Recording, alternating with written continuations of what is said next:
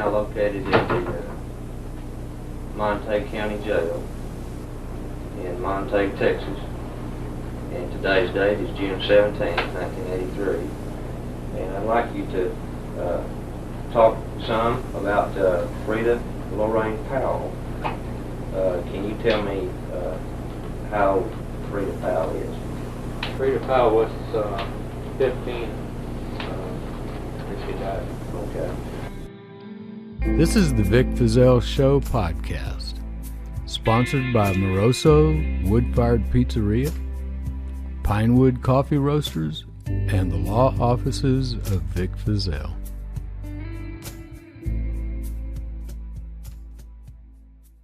And that's a good question, Vic. That is a very good question. So, I would say we should probably recap what was going on in our last series with Kate Rich. I think that'd be a smart idea. Because the Kate Rich case intertwines with Becky Powell. You know, the timeline is virtually the same. You know, as you pointed out. Are you recording? I am. Oh, good. As you pointed out a little bit earlier, you think that Kate Rich may have been a result of a psychiatric snap from the murder of Becky Powell. So this thing is so intertwined, I think it'll be good to recap. So where we left off with Kate Rich, Vic, is we basically concluded to our audience it could go either way. We pointed out the facts, and we're just going to let them take it. So give me, in your own words, Vic, the Kate Rich case and why and how it intertwines with the Becky Powell case. I still have a problem with Kate Rich. Her personally? No, with putting that murder on Henry. Yeah. Now, I'm on the fence. I really am. I'm on the fence. He might have done it because that's one he flunked the polygraph on. But here again, that's one that he knew personally. He flunked it on Becky and on Kate. He passed it on everybody else. But he knew them personally.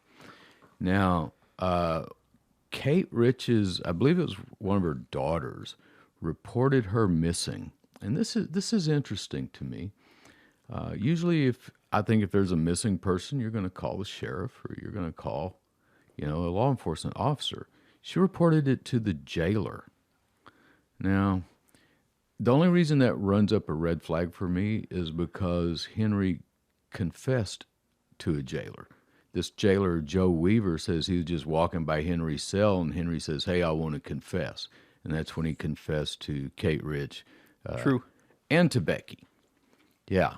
And this was in 1983, June the 15th of 1983, that Henry told Joe Weaver, jailer Joe Weaver, that he had killed Kate and Becky. Well, that was nearly a year after their murders, see. Nearly a year, because Becky was August of 82. Right. And Kate was what?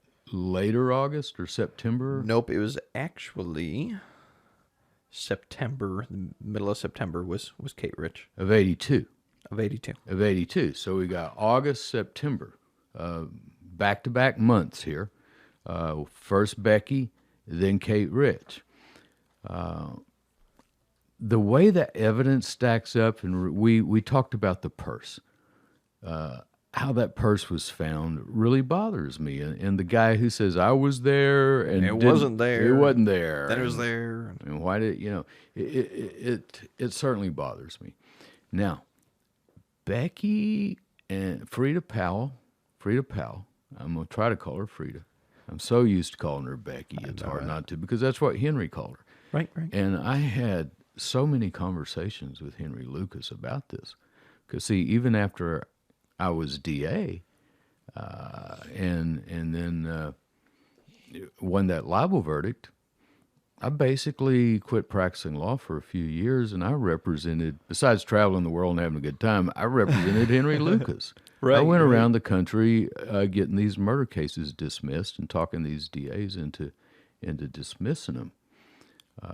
So I talked with Henry a lot, and Henry would just break down and cry and tell me, I did not kill Becky. I loved Becky. Wow. The last time I saw Becky, she was getting into a red ball freight truck with a truck driver. I had gone into the store to buy us some snacks, and when I came out, I saw her getting in that truck, and it took off down the road. I ran after him screaming, "Becky, Becky." It sounded like a scene out of a movie, you know? Henry running down the highway, "Becky, Becky." Cue the soft music. The soft music as the piano truck music. pulls off into the distance, yeah. Well, I don't know if that's true or not, but Henry was pretty convincing about that. Yeah. And and then later, one of the most embarrassing things that ever happened to me through this whole deal, man, I was taken in. I was snookered. Snookered? I was snookered. I was tricked. This was in the mid-'90s, and Henry was getting letters from somebody claiming to be Becky. Right? Greeting cards and things like that. He gave them to me. I may still have copies of them. As a matter of fact, I was looking at him before we started recording today. Okay. Then you know that I had those given to a handwriting expert. Yep. He looked at it and compared it to the known writing from Becky, which was that letter she wrote to the Smarts, right? the Smarts. Yes. Yeah, so we compared that letter to this, and our handwriting expert says, "I don't know. It could be. It could be. There are a lot of similarities, but see, this letter was written by a 15-year-old, and here we're looking at somebody, years later, from 82 when the first letter was written Great. until mid-'90s when these cards started showing up on death row for Henry Lucas saying, 'I love you, and you know who I am,' and all that. And so I was working with an investigator then named Brad Sheliday. Brad helped me on a lot of this stuff, and I was paying Brad to go with me to look for some of this evidence in some of these cases, and I paid him to help me find whoever this was. Brad was also with me in El Paso when we went down there to help Rod Ponton on the Apodaca case. A lot of interesting stuff. Lots of ins and outs of this one. Yeah. So Brad went with me, and we found this lady. We tracked her down in Missouri, Okay. and she looked like Becky. She sounded like Becky. Well, she sounded like how I would imagine Becky to sound. She was very country, very rural, not very educated, and she could tell me anything I wanted to know about Jacksonville, Florida. She drew me a diagram of the house, how the house was laid out. Really? Where she slept in the house, where Frank slept. She told me stories about her and Henry. Yeah. And get this. And people, listeners, we are going to have several episodes about this very thing. This lady named Phyllis Wilcox. I call her Phyllis Becky Phyllis. Yeah. Because I'm telling you, she was convincing. And not only her, but her husband, Kurt. Yep. We have them on video. Brad and I videotaped our interview with them after we chased them down. It was like a car chase. She was running from us. She didn't want to be found. Is that right? But then she takes us back to the house, and we sit down with her and her husband, Kurt, and she tells about living with Henry. And she tells about Reuben Moore. And she tells about Really? Jack Smart. Yeah. And she tells about her wanting to go back to Florida, and Henry didn't want to go, but he was going to go with her just to make sure she got there. And then the truck stop. And then Henry going in to buy some snacks for him.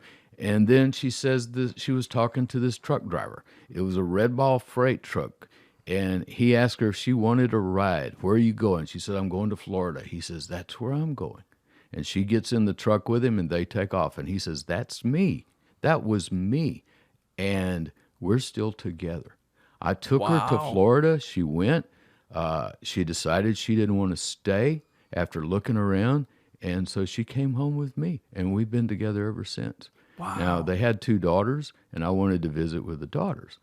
But I never got to meet the daughters. Every time there was a plan for me to meet the daughters, something would happen and they would bail. Red flag. Well, they didn't want to lie. They knew what Mom was up to, and they didn't want to lie. Well, I had her brought to Austin. I flew her down to Austin, and put her on a polygraph. Yeah. I hired the best polygraph operator in the state of Texas. He's a man who had been used to train the DPS polygraph operators. He had worked for DPS. His name was, I think his name was Wayne Davis, I believe. I'll have to go look that up. But he was the best. And I remember him coming, walking out, and he looked at me and he smiled real big and he said, Vic, you found Becky. Wow. I said, oh my God. And so I called Hugh Ainsworth, and I called Carlton Stowers, and man, they were down there. And they might have been there for the polygraph. I don't remember, because I know they talked with Wayne Baker, I think. And it was kind of embarrassing for Hugh, too, because he wrote an article about it. Right. And then we find totally out later, convinced. this ain't her. Oh, jeez. Yeah. And it was Phil Ryan who figured out this ain't her. Oh, wow. Yeah. So I got to give it to Phil. Now, I wasn't going to go to the police department in Missouri because at that time I didn't trust the police, and I had good reason not to. Yeah, you had really good reason not to. They had arrested me. They had tried to lock me up for the rest of my life. I had been threatened by the Florida Bureau of Investigation that if I showed up down there trying to see Frank Powell, that they were going to arrest me and put me in jail. So, time for you to hang anytime low, I man. ever talked to anybody, the Rangers were getting a call. I mean, before I was wow. out of the building. Yeah. Jeez. Yeah, so I didn't go talk to the police. And this was before the internet. So you were done. You couldn't do a Google search. They didn't have all these great websites now where you can go in and find people's records. Our law office subscribes to one of those services so that we can get everybody's background when we need to for lawsuits and criminal investigations. But we didn't have that back then. Phil Ryan was the one who figured that out, and he called and says, here's what I want. Get her to sign an affidavit saying who she is, and then I'll look into it. And when he said affidavit, well, see, affidavits are under oath. Right. And so that's when I figured, oh, dear, he wants to get her for perjury. Yeah. So that's when I took Phyllis out in the backyard. She was staying at my house. And I asked my ex-wife, Bernie, to go through her stuff, and she did. And that's when Bernie found all the letters between her and Henry that were in her suitcase. Holy Where smokes. Henry had been telling her Just what- everything. Everything. All the details. All the details so she could regurgitate it back to me. Wow. How she passed the polygraph, I still don't know, except that she's must be a sociopath. Remember, we talked during the Kate Rich about how some people can be guilty of sin and still pass a polygraph, and others can't pass it on what their name is. So that was kind of a bad deal. So after that, I called Phil and I said, look, I just figured out that ain't her. And he said, yeah. I said, I'll tell you what, I'll call a news conference. Because I'd already called a news conference and said, hey, we found Becky. Wow. Oh, man, I was embarrassed. So I had to call another news conference and say, I was wrong. I've been duped. But you know what? You did. I did. You did Yeah. the right thing. I did the You right did thing. the right thing. And, I'm still wishy-washy with Phil Ryan because I think he's a stand-up guy. But, I came clean on Phyllis. He didn't come clean on the confession of 60 or 65 because after Henry stood up and said, yeah, and I've killed 100 more or something like that and went and wrote that confession. Well, it was Phil Ryan's job to go investigate it. And he's the one who figured out that none of those murders had ever even happened. But by the time he did that, Boutwell had already The done Lucas his train thing. had left the station. The train had left the station, man. Yeah. And that confession of 60 just didn't surface. Right, right. What happened with it? Yeah. With those Samuel Little drawings. We got it later. Me and Jim Maddox got it later during our investigation and determined that and figured out from Phil Ryan that he had figured out that none of them had ever happened. Wow, man. But I'm telling you, if there's one that Henry might have done, it would be Becky. It would be Becky. It would be Becky. And I agree with you. Yeah. Now, the problem is we don't have all the information. We don't have the actual written out confession. Right, we don't. And that confession was done So he gave the first full-blown voluntary statement confession to Phil Ryan on June 16th of 83. You are correct. And that is when he confessed to both Kate Rich and to Becky. Yeah, and Kate Rich would have been in September of 82 and Becky in August of 82. Right. And Henry in his confession says he remembers it was August 23rd because, oh man, start the violin music. Oh. It was Henry's birthday. It was. Henry's birthday. So I've got this scene in my head of Henry chasing this red ball freight train going, Becky, Becky, come back. But then I also have this scene in my head of Henry chopping her up on his birthday. Right. You know? Jeez. It's a really sad and interesting thing. Now, here's what Henry told me. And like I said, I had dozens of meetings with Henry. Oh, yeah. And Henry told me that they had already found those skeleton remains, that they told him where they were, gave him a general area. He said, and when we drove out there were survey stakes in the ground, and I walked out to where the survey stakes were, and Said here. here, that's it. And he would just cry and tell me that story. Well, That's not fully true. According to yeah. these Now reports. here's the problem with that. He says he killed her on the 23rd, but that he went back a week later, when the 28th. Let's see. When's that hotel receipt? Yep. So he checked in. So last time Becky was seen was the 23rd. You're correct. And he registered in room number 67 at the Denton, Texas Motel 6. On what day? On the 25th. On the 25th, yeah. So so if he killed her on the 23rd, for some reason, he's back there on the 25th. Mm-hmm. And you know that old thing from TV about how the killer always returns to the scene of the crime? Yeah. Well, that's not really true, but sometimes it is. Sometimes it is, especially if they think they may have messed something up. Mm-hmm. Like the story that Lynn Woolley wrote about the fruit at the bottom of the bowl, the man who committed the murder. Right. But then he was afraid he might have touched some of the fruit, so he goes back and he cleans this one, then he cleans the other one, and then he leaves, oh, what about the bottom? And then he comes back, and then he gets caught. Yeah. You know, well, sometimes that's the case because they come back because they're afraid they might have made a mistake. Well, Henry, they can prove he was in that hotel. Yes. It's they his actually have a handwriting. receipt with his handwriting. His handwriting, and even gave his old address from Jacksonville. Yep. And the investigator who went, the initial records didn't show that he was there, but he had him go pull the registry for those 2 months. Mm-hmm. And there it was. And it was Henry Lucas, and it was his handwriting. He was there. And Henry says in his confession that he went back to bury her. Right. That he had killed her, but then he went back to bury her. Right. And for the listening audience, how the murder happened. So Henry said they're out by some railroad tracks, right? Spend the night in a field one night.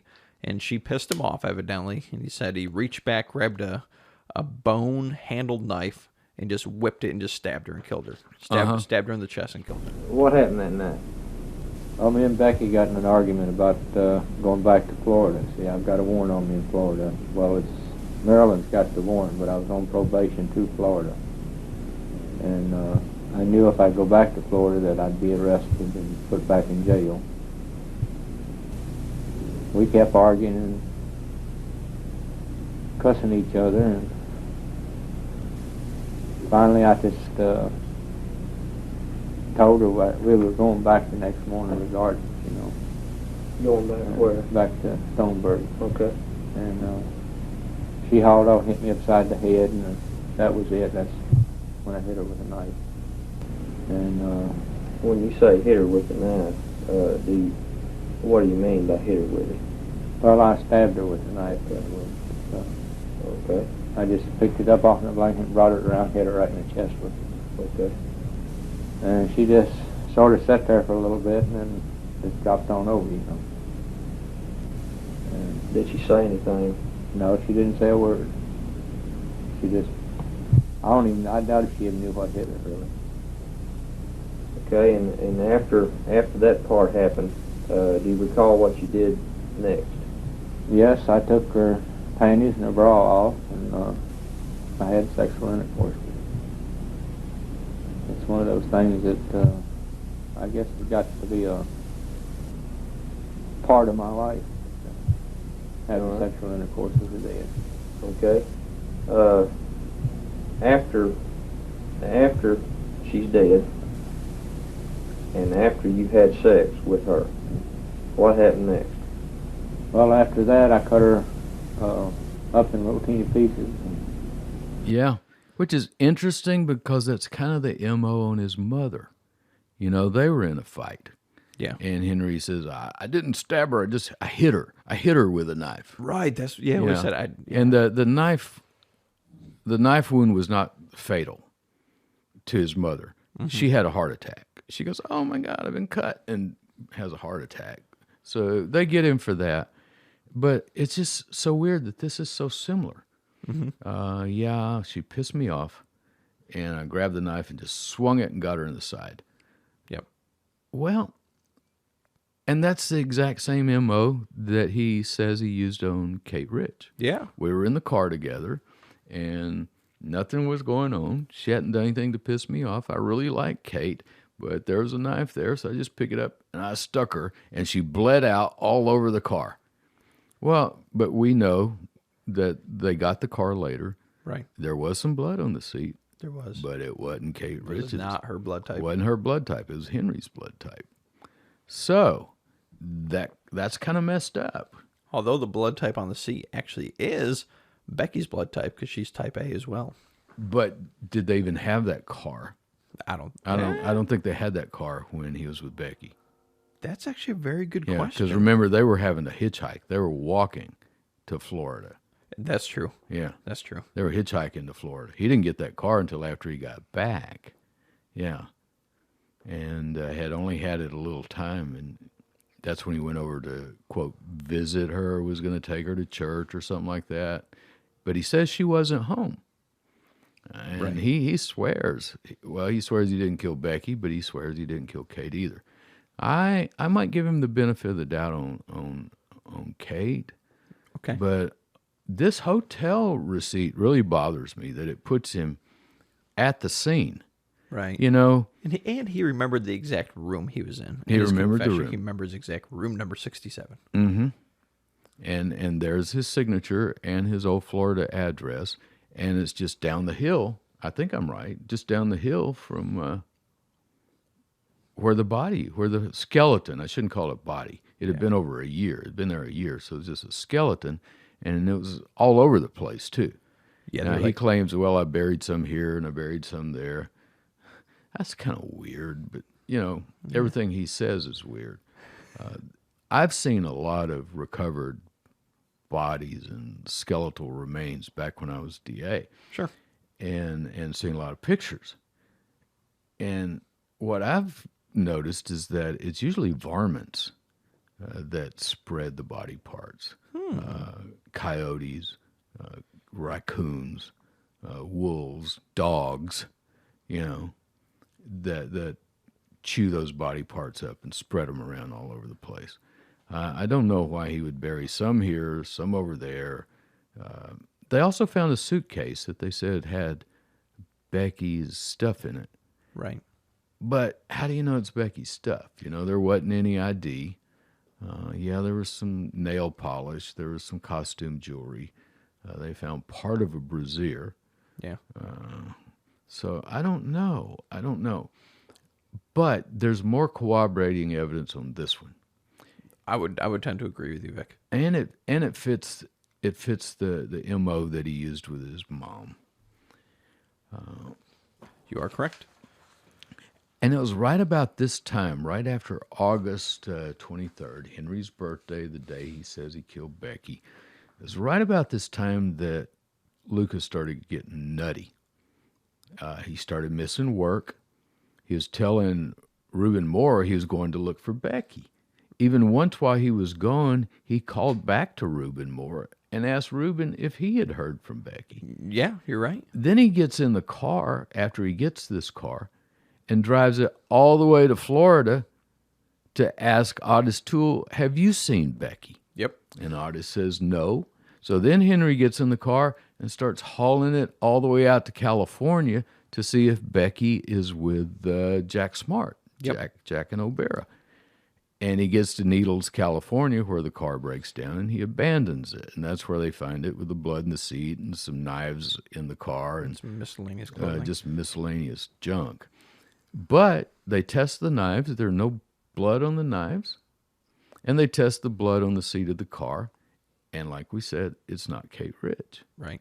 And that car wasn't owned by Henry when Henry was with Becky. Not much evidence there on Kate Rich. Also, it's still hard for me to believe that a woman that size could be burned to smithereens in a little wood-burning small stove inside a house. Oh, my goodness.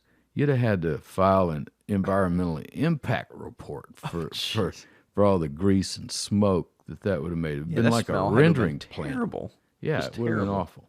And for them to recover just a few little bones. Well, and even then, that's debatable, but totally true. So these just intersect each other so well. So again, murders Becky on his birthday, and then Kate Rich goes missing. The 16th of September. So we're talking just a couple 3 weeks. Mm-hmm. And then Henry leaves. Yeah. He actually hooks up with another couple in what? Yeah, when his car breaks down and just tools around with them for a couple Yeah, months. they end up even in Indiana. Yep. He actually gets this guy a job with Reuben Moore and brings they him come back. brings him back with him. Come on back. Everybody likes Henry, Except for the wife who Well, turns except back for the Faye. gun.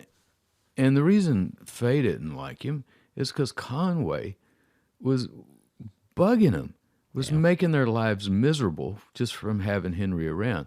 They were losing work because of that. Conway was telling some of Reuben Moore's customers, he's got a suspected murderer working for him. You shouldn't let him here.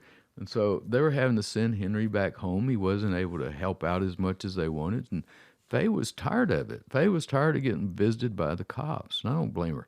I called Reuben Moore once and tried to talk to, I might have even talked to Faye. I'll have to see if I can find my notes. But by this time, they weren't that interested in talking. They said, we've already told everybody everything we know, and we don't know much. Yeah. We don't know if he killed anybody or not. So, and I think they especially Reuben, he was a good guy. Yeah, he And seems like a hell of a guy. Faye, she was involved in the setup, in setting Henry up to get arrested for that gun. But you know what? I kind of don't blame her, because he was starting to become disruptive. He wasn't dependable. He wasn't showing up for work. Yeah. So he was just acting weird during this time. But, during this time he was running around acting weird, there aren't any murders that they've been able to pin on Henry. And that's true. We actually checked the Lucas report previous to recording today, and there were a couple in there, but all of them were no billed or thrown out, or they're just couldn't be 'cause linked to him. No way he could have been there. A couple of them were attributed to Otis, and Who was in jail And at the Otis was time. in jail at the time. Yeah. That's funny. So So Becky Powell. So to kind of recap, he says he stabs her. At that point, he dismembers the body and says he puts it in a 50-foot square in a field. Within a 50-foot square, he buries all the remains. So he gets brought in for Kate Rich through that gun charge, and he's never free again. So he starts to write this confession down, and he explains what he did. And at this point, that triggers the police, led by Ranger Phil Ryan, to start to investigate this area that he says is, in his confession, he had buried the remains. So what do they find, Vic, when they go out? Well, they say that Henry walked around and pointed and showed himself. Now, Henry says he walked to the survey stakes, but the police report says that Henry walked around and showed it. Now, I just want to know, were these bones located prior to June 16th, 83? Right. That's what I don't understand, and we don't have Henry's confession, and we don't have the complete police report. That's and true. I've tried to get everything. I've written letters. I've done everything I can to get everything, and this is all we've got. And what we're looking at is a investigative report from the Denton PD, right? So Denton. this is not a ranger report. This is the Denton PD. And what I love about this report, though, Vic, is how thorough it is compared to like the ranger reports that we've seen. This is a much better police report than Conway did. Is better than any report Bowell did. And like every little shred of evidence, they follow it to the T. You know, that hotel. Now they go out there and they just bird dog the hotel until they get that receipt that says Henry was there. It's just a way better report, and it's really cool to actually read one where all the leads are followed and tracked down to a conclusion. Did they ever find the knife, though? I never found anything that said they found this bone-handled Nope, knife. I've seen nothing that they found. I've the seen knife. nothing on that. And then in his confession, he says he had sexual intercourse with her. Yeah. After she died. Of he had, course. You know, and we've already talked about the fact that Henry couldn't have sexual intercourse. Yep. And I'm telling you, he would cry his eyes out. Henry painted only one portrait of Becky. Really? Yeah, you know, he was a big artist, kind of like Samuel Little, as played by Samuel Jackson. But he only painted one of Becky.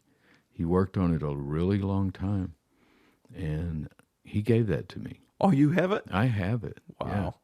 Yeah. It's an interesting piece of artwork. Most everything else Henry did was landscapes, you know, and barns and horses. We've got one outside of the recording studio. Yeah, we do. We got one framed and hanging out there. Got some weird looking. Those are weird looking horses, man. But I'm thinking about someday maybe having that portrait of Becky reproduced. Yeah. We might even put it on our store page. Get a print. It's interesting. Yeah, we could get some really good prints of it. Maybe even stretch it on canvas. I don't know. But it's an interesting portrait, and the only portrait that Henry ever did, and the only one of Frieda. So he says he had sexual intercourse with her. Now, I've been watching this TV show Mindhunter.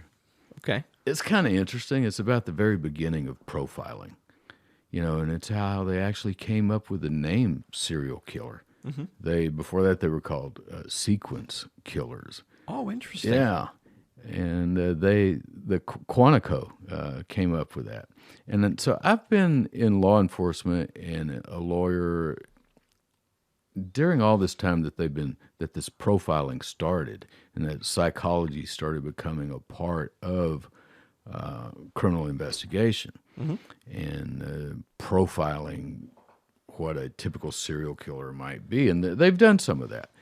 Now, I've seen it go back and forth, you know, and then when they came up with the term violent criminal predator, that was the guy who kills with absolutely no motive. Yes. Just free-floating hostility, just killing, and a lot of it wrapped up in sexual fantasy. But I've been at it long enough to realize that there's just no cookie-cutter profile. There's not. There could be somebody that was raised exactly like Bundy, exactly like a known serial killer, and never kill anybody. Yeah. You know? What sets them off? What triggers them? And I don't have a lot of faith in Quantico and their profiling either, because after I was found not guilty and I was able to get my file, my criminal file. Yes. Yeah. What do they have to say? Yeah. And I got it from the state and I got it from the feds, and each group kind of blacked out different parts. So we were able to put it together and really get a pretty good picture of it. But they did a profile of me. What did they say? They said, this guy's ego is so weak that if he's indicted, he will either commit suicide or flee the country. Really? Yeah, it Wow. was basically, we don't have to worry about the underlying charges, because if he tries to flee, we'll prosecute him for fleeing. And if he commits suicide, well, then we're rid of him solved. then. Well, you know, big surprise, dudes. That didn't happen. They arrested me, and the thumbs went up in the air, and it was battle royal from then on until I was found not guilty and eventually put in the Guinness Book. Yep. Thank you, Gary Richardson. Thank you, sir. Thank you. He stuck with me every step of the way. And I'm telling you, if it hadn't been for Gary, and also if it hadn't been for the fact that I was a lawyer, I'd have ended up in prison, man. Yeah. These people were after me. They hated me for doing this. They killed your dog. They killed my dog, We got video clips of Boutwell talking bad about me and Maddox both. We got video clips of Ed Walsh talking bad about me and Maddox both, and how we were, against law enforcement. Oh, yeah. You know? That's crazy stuff. Crazy times, Vic. Crazy times. So, but anyway, I've been watching this Mindhunter thing about all this profiling, and I started thinking about Henry having to, being a little bitty kid, and his mom was a prostitute. Yeah. Low class, kind of pathetic prostitute, and he had to listen to her have sex all the time in the same room. He didn't even have his own room. He'd be sleeping on the couch while his mom was having sex on the bed right next to him. Oh, man. For a little kid. And then to lose his eye. Yeah. And to feel that nobody loved him, to be let down by the system over and over again. Well, we're starting to see the fomenting of a potential serial killer here, especially when you throw in the sexual stuff. Then he gets injured in prison to where he can't have sex. Yeah. So his entire sex life is fantasy. You know? Right. Oh, I like dead sex better. Well, of course he'd say that because there's nobody around to say, yeah, he can't have live sex. Right. He can't have sex, period. Right. So the reason he would like dead sex better is because if they're dead, there's no witness to say he couldn't do it, he didn't do it. Right. But we know he didn't. This thing with his mom, and if he did kill Becky, and Phil Ryan, I'm telling you, I'm going with you on this one. If I were on the jury, and this is all I knew, I'd vote guilty. Yeah, man. Even after everything I've heard Henry say to me, I'd vote guilty because it comes down to this for me. Am I going to believe Phil Ryan?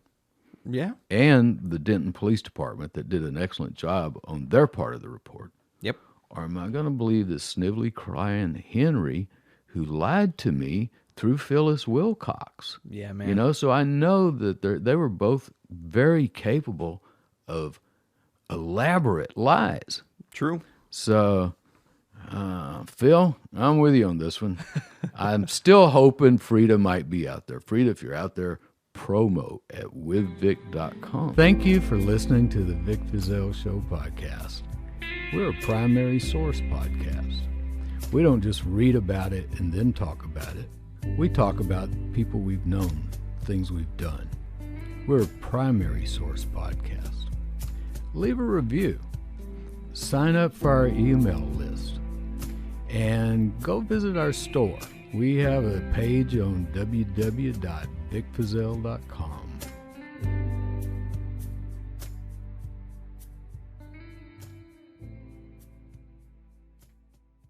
He's checking your speed, he's checking it twice. You better be sober and you better drive nice. Trooper Bob's patrolling tonight. The law offices of Vic Fizell wish you a happy and laid-back holiday season. And if you've been injured by someone who wasn't driving laid back, don't call for just any lawyer. Call Vic Fizell. Drive laid back and lower your speed. 1-877 with Vic. Principal offices in Waco and Austin, Texas.